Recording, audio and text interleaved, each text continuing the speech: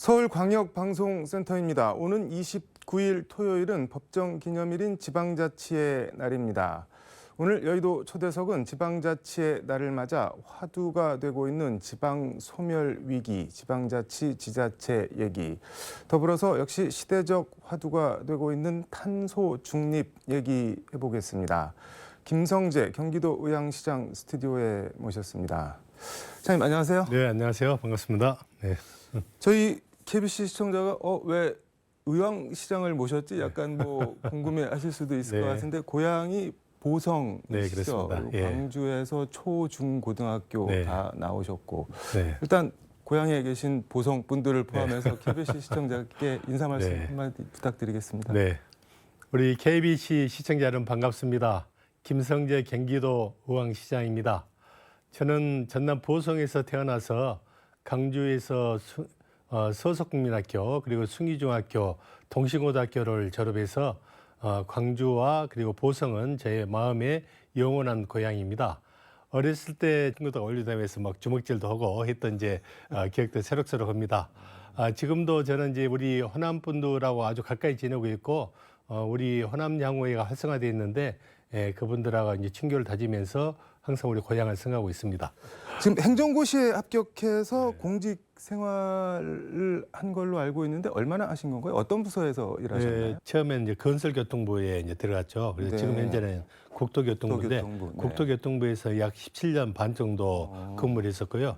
거기 있을 때 이제 지능형 교통 시스템, 경부고속철도 개통, 그리고 제주국제다도시 개발, 혁신도시 개발과 공공기관 지방 이전 그런 업무를 했었는데 그런 중앙부처 경험이 나중에 제가 시정 일을 하는데 굉장히 큰 도움이 됐던 것 같습니다. 행시에 붙어서 뭐 잘 나가는 공무원 국토부 잘 나가는 부서잖아요. 그 공무원 하셨는데 어떻게 기초단체장은 맨 땅에 헤딩을 해야 되는 부분이 그렇죠. 있는데 어떻게 이쪽으로 오실 생각을 하셨나요? 제가 이제 어렸을 때 꿈이 이제 정치인이 되는 게 꿈이었습니다. 제가 이제 만 51살 때까지 이제 국토교통부에서 이제 근무를 했었는데 나이가 더 들기 전에 한번 시도를 해야 될 거 아니냐. 그래서 그때 제가 이제 중앙부처 이제 공직생활에 이제 사표를 내고 이제 뛰어나와가지고 사실 그때는 뭐 맨 땅에 헤딩한 거겠죠.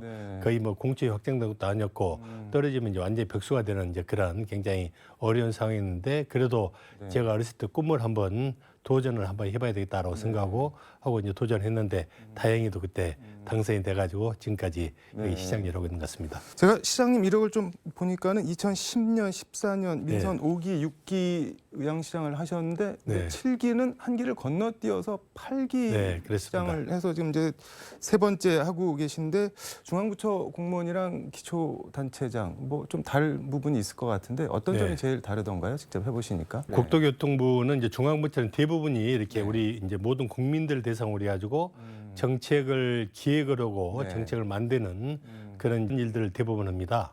위에서 지시가 내려오면 이제 그걸 충실히 또 이행을 하고 했던 일 대부분인데 기초자치단체장은 이제 그 지역의 온 살림을 맡아서 이제 해야 되잖아요. 그래서 뭐 도시개발도 해야 되고 시민들의 안전과 건강도 이제 챙겨야 되고 복지도 해야 되고 교육도 지원해줘야 되고 체육이라든가 이런 모든 것을 다 망라해서 해야 되는 어떻게 보면 권한도 굉장히 큰 반면에 책임도 따르는 그런 업무인데 그만큼 일은 힘들지만 그래도 보람은 상당히 좀 큰 제 경우에는 그래도 이제 후자가 훨씬 더 잘 맞는 것 같습니다. 적성에 잘 맞습니까? 팔방미인이 되어야 된다는 소리처럼 들리는데 그동안 뭐 어떤 점에 중점을 두고 시정을 펼치셨나요? 그래서 우리 이제 의왕시는 이제 수도권의 지도를 보면은 이제 경기도 그다음에 서울, 인천 그 수도권의 한 중앙에 이제 위치해 있는데 그런 입지적으로 굉장히 유리함에도 불구하고 그동안에 가밀 억제 권역이라든가 개발 제한구 특히 개발 제한구역이 제가 취임을 당시만 하더라도 약 89%에 해당해가지고 개발할 수 없는 그런 굉장히 정체된 도시였습니다. 그래서 이제 이런 이제 도시를 역동적인 도시로 이제 만들어야 되겠다라고 생각을 하고 제가 시민들께 우리 의왕시를 수도권의 중심의 명품 도시로 만들겠다고 이제 약속을 드렸죠. 그래서 이제 그 이후로 많은 도시개발 사업을 그린벨트를 단계적으로 풀어서 백원밸리, 장안주구, 포일주구, 산업단지 등 대규모 도시개발 사업들을 이제 성공을 시켰습니다.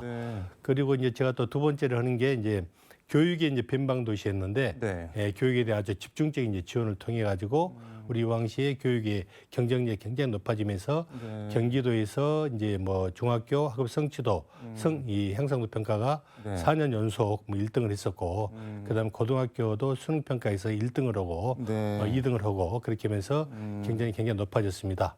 노인복지는 또 이제 우리 왕시가 전국에서 최고라고 할 정도로 굉장히 많은 또 노인복지에 또 신경 썼죠. 전국에서 제일 살기 좋은 도시라고 지금 말씀을 하고 네. 계신 건가요? 경기도에서 두 번째로 살기 좋은 도시로 평가를 받았습니다. 아, 네. 과천시 다음으로 우리 왕시가 이제 살기 좋은 도시로 있는데 우리 왕시 몇 가지만 더 이렇게 보완을 하면은 전국에서 가장 살기 좋은 도시가 되지 않을까 그렇게 기대를 해보겠습니다. 근데 말씀을 듣고 보니 궁금한 게 그린벨트는 뭐 혼자 풀고 싶다고 풀 수 있는 게 아니라 네. 뭐 도지사나 뭐 저 서울시 그리고 국토부 장관이랑 이렇게 협의가 돼야 되는 부분인데 그건 어떻게 해결을 하셨나요, 그러면? 네, 이제 제가 이제 국토교통부 네. 출신이잖아요. 이제 네. 그래서 이제 그게 큰 장점이었던 것 같은데요. 아. 국토교통부의 인맥이라든가 그리고 또 제가 이제 그 분야에 대해서 일을 많이 아니까는 네. 가서 이제 중앙도시계획심의위원회에 위원단을 잘 설득을 시키고 네. 그 중간에 또 경기도 관계자들하고도 잘 협의를 해가지고 그런 것도 이제 무난히 잘 됐던 것 같습니다. 네. 앞서 민선 5기, 6기하고 한번 건너뛰고 지금 8기 시작을 네. 하고 계시다고 말씀을 드렸는데 3년임 하는 경우는 이제 드물지가 않은데 이렇게 중간에 한번 쉬었다가 되는 경우는 상당히 좀 어려운데 의왕 시민들이 다시 불러주신 이유가 있나 보네요. 그러면 네, 그래서 제가 이제 우리 시민들께 네. 감사드리고요. 사실 지난 4년 전에 2018년도에 네. 그때만 하더라도 제가 많은 이제 일에 대한 성과도 냈었고 또 시민들로부터 전폭적인 지지도 받았었거든요. 네. 근데 그때 당시에 저를 이제 정치적인 경쟁자로 생각했던 국회의원이 아, 네. 저를 이제 모함해가지고 경선도 못 오게 공천에서 그 컷오프. 말은 여기까지 듣도록 하겠습니다. 네. 그래서 뭐 시민들의 기대와 요구 부름을 받아서 다시 왔는데 요즘은 뭘 제일 중점적으로 하고 계신가요? 그래서 네, 그래서 지금도 이제 우리 의왕시는 이제 역동적으로 많이 발전하고 변화하는 그런 도시입니다. 그래서 네. 이제 도시개발 분야에 있어서 도시개발 사업을 네. 친환경 쪽으로 해서 정말 도시다운 도시를 만들고 앞으로 향후 8년 뒤 2030년도에는 지금 현재는 인구가 16만 명 난집되는데 네. 25만 명의 이제 수도권의 중견 도시로 만들려고 목표로 해서 지금 진행을 하고 있습니다. 그 두 번째는 우리 의왕시가 이제 좀 아쉽게도 지하철역이 하나밖에 없어요. 그래서 우리 시민들의 오랜 이제 수건 사업인데 네. 지금 현재 인도권 동탄선 복선전철 그리고 시흥올고대에서 판교간 복선전철, 네. GTX 신호선 이 세 개의 이제 전철 사업들이 동시다발적으로 진행되고 있는데 네. 이 사업도 잘 추스려 가지고 앞으로 한 6년 뒤에는 지하철이 모두가 다 완공이 되면은 우리 왕시의 현재 한 개뿐인데 그때 당시 그때만 하면은 한 6개, 5개 정도 네. 될 걸로 예상되고 있습니다.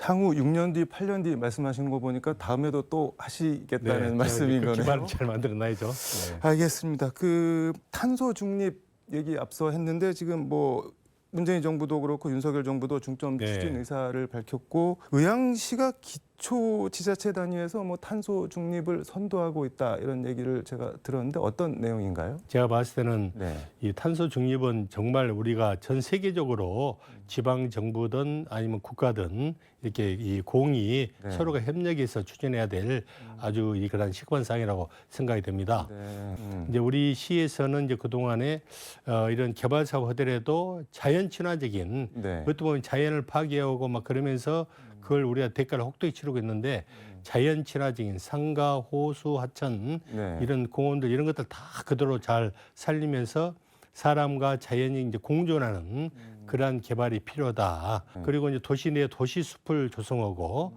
그다음 옥상에 이제 그 공원을 또 조성을 하고 네. 이런 사업도 시작해가지고 저희들은 매달 한 번씩 이제 두 발로 대회를 하고 있거든요. 두 발로 대회. 두 발로 이제 걷는 이제 네네. 걷기 대회를 하는데 시민들이 함께 참여해서 저탄소 녹색 성장에 이제 그런 것을 교육을 시키고 실제로 이제 체험하고 하는 그런 이제 실천 운동입니다. 두 발로 대회를 통해 가지고 시민들한테 그런 이제 의식을 이제 심어드리고 이제 전기차를 시급하니 빨리 보급을 해야 되겠다 해서 전기차 이제 충전 시설 갖다가 이제 굉장히 많이 저희들 보급하려고 네. 이렇게 많이 이렇게 적극적으로 노력하고 있습니다. 전기차 같은 경우는 지금 가령 의왕시에서 뭐 이렇게 타고 다니는 분들이 많지는 않을 거 아니에요. 근데 아니, 근데 그걸- 전기차가 이제 그 작년하고 금년도 비교해 보니까는 네. 거의 보조금을 이제 뭐 주는 걸 아, 보면 네, 네. 거의 2배가 됐더라고요. 아. 그러니까 이제 전기차를 이용하는 이제 사람들이 굉장히 많아지고 있고 대신 이제 불편한 게 이제 충전소 네. 시설이 이제 부족하니까는 충전 시설을 갖다가 이제 이렇게 공공 아파트뿐만 아니라 단독주택 단지 그리고 공공시설 네. 이런 데 이제 전방위적으로 설치를 하려고 좀 지원해주고 있습니다.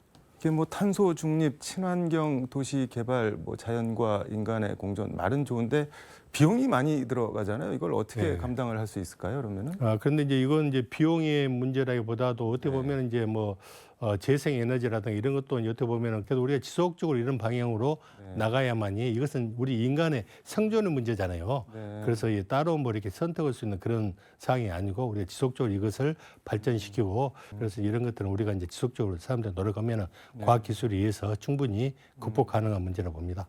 친환경은 선택이 아니라 필수라는 말처럼 네, 그렇습니다. 들리나요? 네.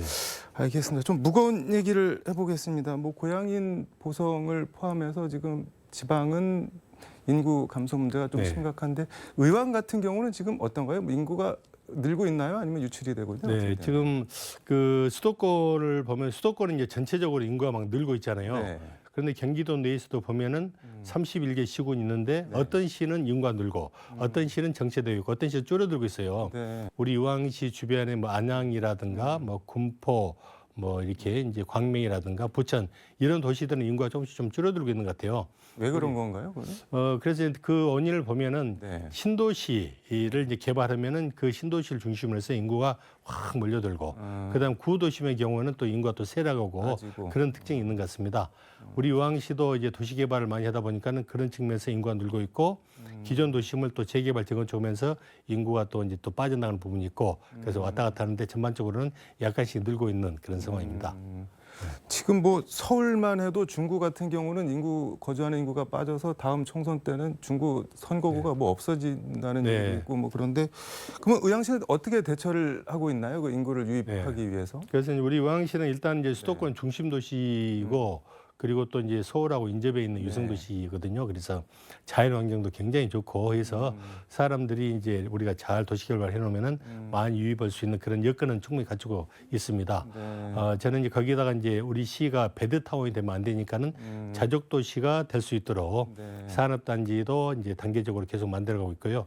그리고 이제 도시 개발하면서 도시 지원 시설 부지에 거기 직산센터를 만들고 거기에 많은 기업들을 유치해서 일자리를 만들어주고 이제 그렇게 하면서 인구를 유입하는 그런 정책을 쓰고 있습니다. 지금 하시는 말씀이 전부 다 저 지방 소멸 위기 인구 감소를 겪고 있는 다른 지자체 꼭 수도권이 아니어도 뭐 전남 포함해서 지방에도 적용이 될 것 같은데 인구 뭐 감소 지방 소멸 이거 뭐 어떻게 대처를 해야 될까요? 총론적으로. 네. 제가 이제 보성이 고향인데 네. 보성을 네. 가보면은 10년 전까지만 하더라도 어르신들이 이렇게 살고 계셨는데 지금 어르신들 돌아가시니까는 집이 다 폐허가 되고 네. 젊은 사람들은 뭐 강주라든가 수도권은 다 빠져나오고 그러잖아요. 그래서 이제 보성의 이제 인구 통계를 봤더니 한 20년 전에는 6만 1,000명이 있는데 네. 지금은 3만 8천밖에 안 되더라고요. 그러니까는 거의 한 20년 사이에 40% 이상이 빠진 거예요. 네. 이제 그래서 이제 이런 것들을 극복하기 위해서는 지역 균형 발전 정책 네. 이것은 어떤 정권이라든가 어떤 정파를 떠나서 이 보편적인 가치로 추진해야 될 문제라고 생각이 됩니다. 네. 노무현 정부 때 이제 특히 잘했던 그 정책이 지역균형 발전 정책 중에서 혁신도시 건설, 기업도시 건설. 그 대표적으로 성공한 케이스가 나주잖아요. 그리고 또 뭐 기업도시로서는 원주라든가 충주라든가 이런 도시들이 좀 성공을 했던 것 같고요. 네. 그리고 이 공공기관 지방 이전 이게 굉장히 중요한 것 같은데 그때 이제 이게 이제 계속 연속성을 갖고서 추진이 됐어야 되는데 단절이 돼 아주 아쉬운 점이 있는데 그러한 정책들은 지속적으로 추진해서 어떻게 보면은 이제 그 어떤 거점 도시를 중심으로 해가지고 지역이 또 경쟁력을 갖고 특히 이제 군 단위의 이제 그런 이제 그런 이제 그 지역의 경우에서는 굉장히 열악하잖아요. 그러면 이제 관광 자원 같은 것을 개발해가지고 그래서 끌어들이는 어떤 정책들이 필요한 게 아닌가 그런 생각이 봅니다.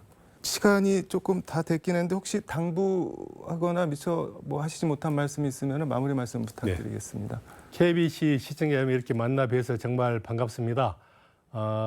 사실 우리 수도권에는 호남 출신의 단체장들이 굉장히 많습니다.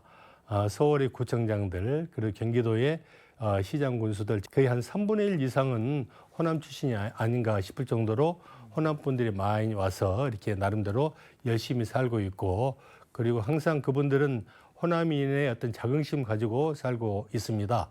저도 마찬가지로 이렇게 호남인으로서 어떻게 보면 자긍심 갖고 우리 지역에 있는 호남 분들이 더 이렇게 자긍심 갖고 살 수 있도록 제가 그런 중추적인 역할을 하고 있다고 생각합니다. 우리 호남 분들, 우리 호남이 더욱더 힘내서 앞으로 4차 산업에서 호남만의 특색 있는 어떤 발전을 통해 가지고 경쟁력 있는 그런 지역이 되기를 바라고 저도 멀리서 응원을 아끼지 않겠습니다. 알겠습니다. 시장님 오늘 재밌고 좋은 말씀 잘 들었습니다. 네, 감사합니다. 감사합니다. 네. 네, 지금까지 서울광역방송센터에서 김성재 의왕시장과 함께 전해드렸습니다.